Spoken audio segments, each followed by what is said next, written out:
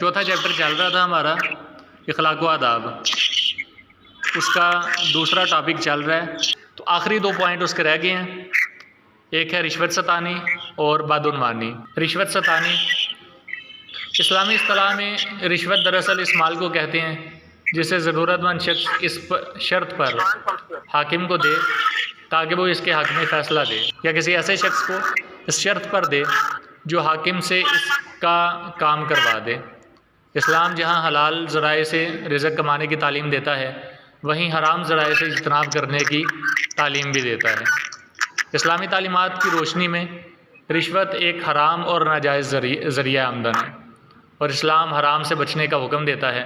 نہ صرف رشوت لینا ایک جرم ہے، بلکہ رشوت دینے والا بھی اسی عمل میں برابر کا گنہگار ہے۔ نبی کریم صلی اللہ علیہ وسلم نے رشوت کی حرمت کے بارے میں ارشاد فرمایا کہ رشوت لینے والا اور رشوت دینے والا دونوں جہنم میں ہیں۔ ایک مرتبہ ایک شخص کو آپ صلی اللہ علیہ وسلم نے زکوٰۃ کی وصولی کے لیے عامل بنا کر بھیجا۔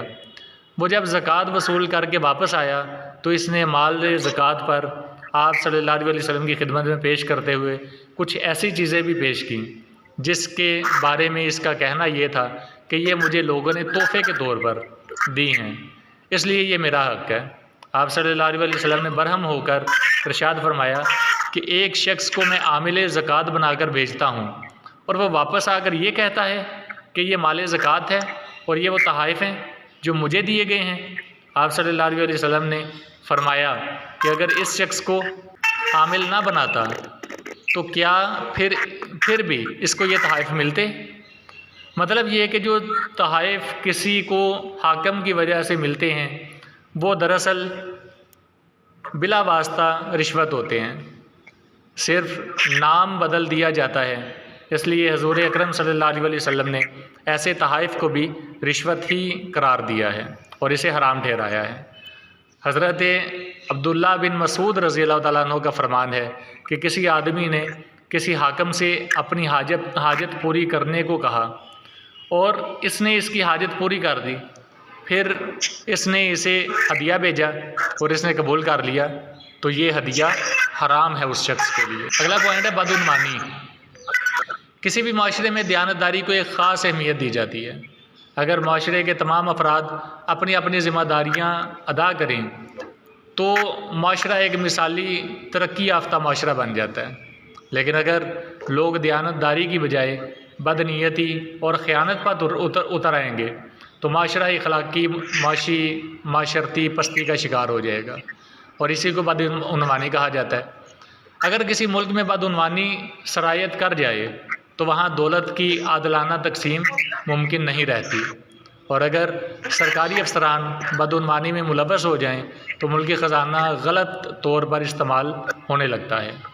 غیر حقدار لوگ تو ناجائز ذرائع سے سب کچھ لے جاتے ہیں لیکن حقدار محروم رہ جاتے ہیں اور ملکی آمدنی عوام تک نہیں پہنچ پاتی۔ یوں ملک ترقی کرنے کے بجائے تنزلی کی جانب بڑھتا شروع ہو جاتا ہے۔ اسلام نے ہمیشہ عادلانہ طرز حکومت پر زور دیا ہے۔ تمام حکمرانوں اور حکومتی عہدیداروں کو اپنے فرائض دیانتداری سے انجام دینے کی تلقین کی ہے۔ نبی کریم صلی اللہ علیہ وسلم کی حیات مبارکہ اس بات میں ہمارے لیے بہترین مثال ہے۔ اس کے بعد خلفائے راشدین نے بھی ان روشن اصولوں کو اپنائے رکھا، اور خصوصاً خلیفہ دوم حضرت عمر فاروق رضی اللہ تعالیٰ عنہ کے دور میں اعلیٰ طرز حکمرانی کی وہ مثالیں قائم ہوئیں جنہیں آج تک دنیا یاد رکھتی ہے۔ خلیفہ چہارم حضرت علی المرتضیٰ رضی اللہ تعالیٰ عنہ کا ایک قول ہے کہ حکمران کی ذمہ داری یہ ہے کہ وہ حق امانت ادا کرے۔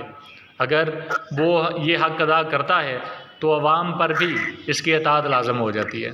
حضرت سعد بن ابی وقاص رضی اللہ تعالیٰ عنہ فرماتے ہیں کہ مومن میں ہر خصلت ہو سکتی ہے سوائے خیانت اور جھوٹ کے۔